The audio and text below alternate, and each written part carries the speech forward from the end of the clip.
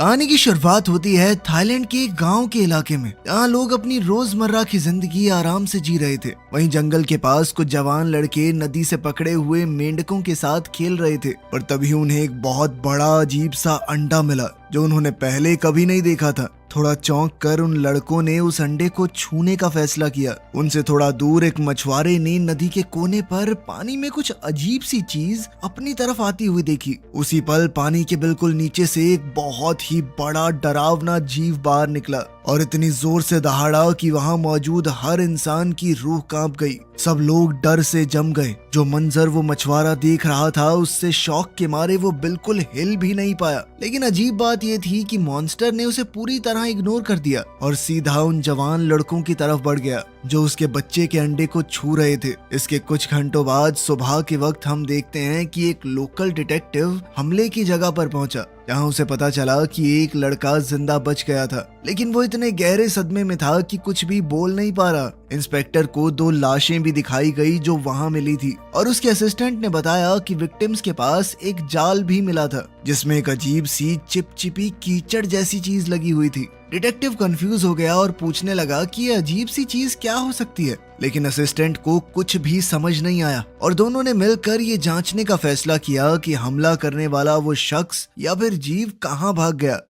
खैर फिर हम पास ही में रहने वाली लड़की मे को देखते हैं, जिसे उसकी माँ लिन ने उठाया और नाश्ता करने के लिए बुलाया। जब मे सीढ़ियों से नीचे आई तो लिन ने उसे अपने भाई को भी जगाने को कहा, क्योंकि उसके पिता कल रात मछली पकड़ने गए थे और तब से वापस नहीं आए। नींद में होने के बावजूद मे ने अपनी माँ की बात मानी और अपने बड़े भाई कैंग के पास गई। जैसे ही कैंग को अपने पिता के गायब होने की खबर मिली, वो अपनी छोटी बहन के साथ पूरे गांव में घूमते हुए हर किसी से मछुआरे के बारे में पूछने लगा। इस दौरान मे अपने भाई से थोड़ा अलग हो गई और गांव के आसपास के खेतों में चलने लगी। तलाश करते करते उसे मिट्टी में एक बहुत बड़े पंजे का निशान मिला। उन निशानों का पीछा करते हुए उसे एक बड़ा सा अंडा मिला और उसने सोचा कि ये अपने भाई को दिखाना चाहिए। उत्साहित होकर मैं उस बड़े से अंडे को अपने घर ले आई, लेकिन माँ ने उसे बहुत डांटा और कहा कि जहाँ से लेकर आई है वहाँ वापस छोड़ कर आ। लेकिन मैं मना कर दिया और जिद में माँ से दूर चली गई, जिससे लिन और भी ज्यादा गुस्से में आ गई।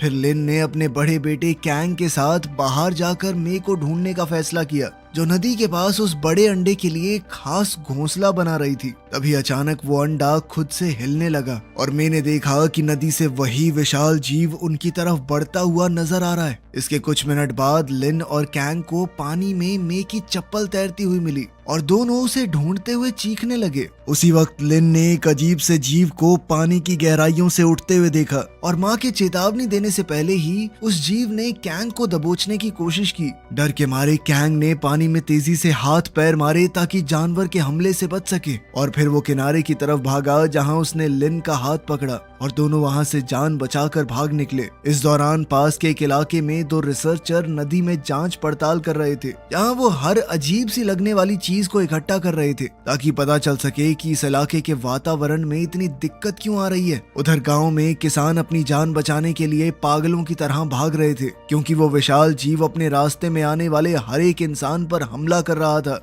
वो उन्हें कभी अपने दांतों से काट रहा था तो कभी अपनी पूंछ से जोरदार वार कर देता। इसी अफरा तफरी के बीच कैंग और लिन मॉन्स्टर से जितना दूर हो सके भागने की कोशिश कर रहे थे और कुछ बचे हुए लोगों के साथ वो खेतों के बीच से भाग निकले। उसी वक्त रिसर्चर्स खेत में मिले कुछ कीड़े मकोड़ों को देख रहे थे। तभी उन्हें गाँव वालों की चीखें धीरे धीरे तेज होती सुनाई दी। इतनी तबाही अपनी आंखों के सामने देखने के बावजूद कैंग और लिन ने हिम्मत नहीं हारी। कैंग ने अपनी माँ का हाथ पकड़ा और उसे खींचकर एक झाड़ी के अंदर छुपाने ले गया। वहाँ सभी बचे हुए लोग बिल्कुल चुप हो गए ताकि मॉन्स्टर का ध्यान उनकी तरफ ना जाए और मजबूरन उन्हें दूसरे किसानों की दर्दनाक चीखें सुननी पड़ी, जो एक एक करके उस जीव का शिकार बन रहे थे। जैसे ही कैंग को भागने का एक मौका दिखा, उसने कहा कि अब उन्हें निकलना होगा, लेकिन भागते वक्त अचानक किसी तेज चीज ने उसके कंधे में जोरदार चोट पहुंचाई और अब वो बुरी तरह जख्मी हो गया। लिन ने तुरंत अपने बेटे को संभाला और उसके कंधे को पकड़कर चलने में मदद की। मिलकर वो लोग खेत के दूसरे किनारे तक पहुंच गए और किसी तरह उस जीव से बच निकले, जो अब अपने नए इलाके की हिफाजत में लगा हुआ था।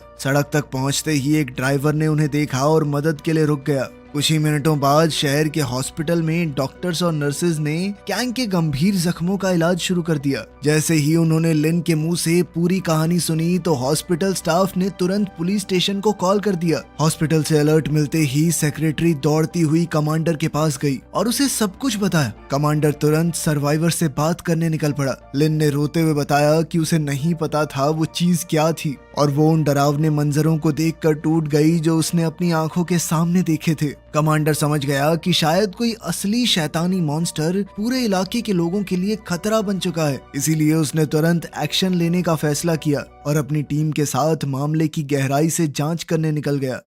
इसी बीच शहर के एक मोहल्ले में एक जवान लड़का आराम से फोन बूथ में कॉल कर रहा था। तभी नदी का वो जीव अचानक सामने आ गया और लड़का घबराहट में वहां से भाग निकला। अगली सुबह इंस्पेक्टर जेम्स को एक और कॉल आई और वो उस जगह पहुंच गया जहां कई लोगों ने म्यूटेंट मॉन्स्टर के हमले को अपनी आंखों से देखा था। इंस्पेक्टर ने पूछा कि उन्होंने उसे पहले क्यों नहीं बताया, तो आदमी ने बताया कि बहुत तेज बारिश होने की वजह से सिग्नल टावर में प्रॉब्लम आ गई थी, हमारे फोन में सिग्नल ही नहीं आ रहा था। अब उसके असिस्टेंट ने बिना वक्त गवाए अपने बॉस को अब तक की सारी जांच के बारे में बता दिया। फिर थोड़ी देर बाद दोनों ने एक इंसान की लाश की जांच की जिसका चेहरा पूरी तरह बर्बाद हो चुका था। बाद में हम देखते हैं कि तेज बारिश के दौरान एक जवान कपल अपनी गाड़ी में सफर कर रहा था। तभी अचानक नदी का मॉन्स्टर उन पर टूट पड़ा और पूरे मोहल्ले में अफरा तफरी मच गई। अब लोग डर के मारे भाग रहे थे ताकि वो उस मॉन्स्टर का शिकार न बन जाएं। अगली सुबह इंस्पेक्टर एक कॉफी शॉप में अपने असिस्टेंट के साथ बैठा बात कर रहा था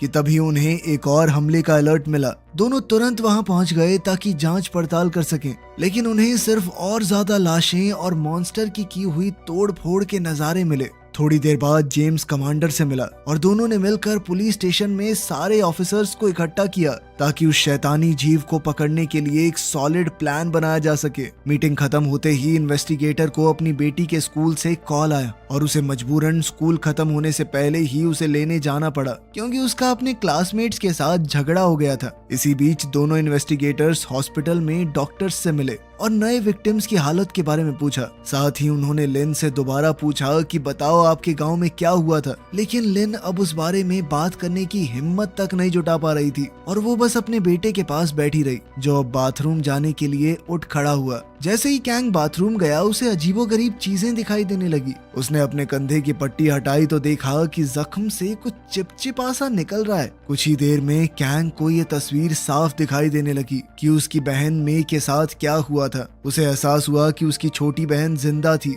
क्योंकि वो झाड़ियों में छुपने में कामयाब हो गई थी। बेचैन होकर कैंग अपनी माँ को बताने के लिए दौड़ा और एक कागज पर लिखकर बताया कि उसे पता है मॉन्स्टर कहाँ पर है। उसी वक्त कमांडर ने कुछ गार्ड्स और हिम्मत वाले लोगों को इकट्ठा किया जो उस जीव का सामना करने को तैयार थे। जैसे ही उन्हें दुश्मन की लोकेशन का अलर्ट मिला वो सब उसे ढूंढने निकल पड़े।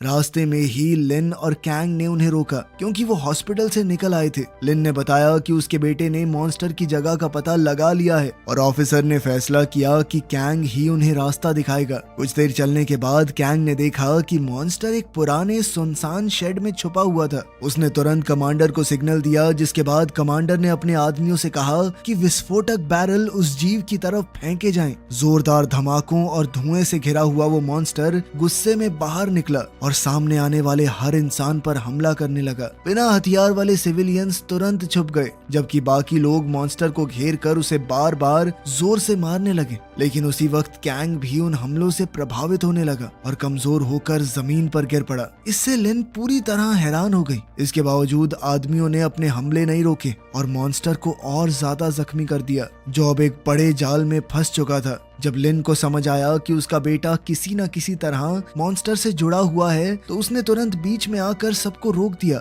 और कहा कि वो अपने बेटे की जान इस तरह खतरे में नहीं डाल सकती। कमांडर ने महसूस किया कि लिन सच कह रही है, इसीलिए उसने फिलहाल के लिए मॉन्स्टर को जिंदा कैद करने का फैसला किया। उसने अपने असिस्टेंट को वहां की जिम्मेदारी दी क्योंकि उसे पुलिस स्टेशन में चल रही एक और परेशानी को सुलझाने जाना है। दूर एक और जगह पर दो पुलिस वाले बारिश के बीच एक सड़क पर गाड़ी रोक कर खड़े हो गए और सोचा कि बारिश थोड़ी कम हो जाए तो आगे बढ़ेंगे। तभी उनकी नजर एक विशाल काय अंडे पर पड़ी। वो उस अंडे को ध्यान से देख ही रहे थे तभी अचानक मे उनके सामने आ गई और उन्हें चौंका दिया। बिना वक्त जाया किए ऑफिसर्स ने तुरंत इंस्पेक्टर को कॉल करने का फैसला किया, लेकिन लड़की गहरे सदमे में थी, किसी भी सवाल का जवाब नहीं दे रही थी। कुछ ही देर बाद एक पुलिस ऑफिसर ने बताया कि उन्हें जमीन पर एक बड़ा सा अंडा मिला है, और जैसे ही इन्वेस्टिगेटर ने उस अंडे का साइज देखा, उसका चेहरा एकदम सुन्न पड़ गया। अब उसने सोचा कि इस बड़े से अंडे को अपनी कार में रख लेता हूँ और मे को साथ ले जाऊंगा। मे चुपचाप जाकर जेम्स की बेटी के साथ बैठ गई। पुलिस स्टेशन में लोगों के बीच फैली घबराहट के दौरान